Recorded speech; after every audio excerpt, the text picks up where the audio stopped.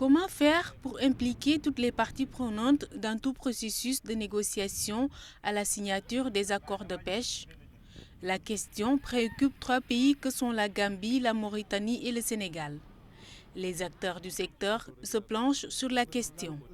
L'aspect pris en considération, c'est l'implication en termes de stratégie de négociation de l'élargissement de l'équipe et de la propre bonne préparation des négociations avec bien sûr différentes étapes de pré-négociation assez élargies à tous les acteurs et puis après en recentrant sur une équipe de négociateurs plus avertis et qui conduira les négociations. Ce séminaire fait suite à une rencontre sous-régionale qui a réuni les acteurs de la pêche des trois pays. Au-delà des acteurs directs, l'implication des journalistes dans le processus des négociations s'avère importante.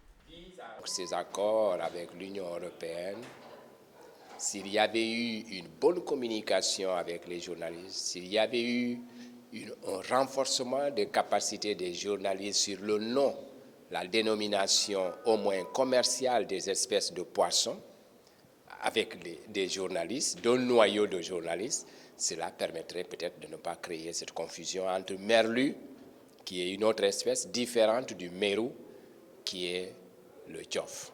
Le plus souvent, c'est des questions nébuleuses. Les gens ne veulent pas en connaître. Et aujourd'hui, la société civile, comme les journalistes, demandent la participation de ces entités dans les délégations quand ces États vont en négociation dans le cadre de ces accords de pêche. Parce qu'il va de la transparence, il va de cette bonne information qu'il faut donner aux populations. La pêche joue un rôle important dans les économies nationales de ces trois pays. Au Sénégal, par exemple, la pêche génère environ 600 000 emplois directs et près de 2 millions de personnes dépendent de ce secteur.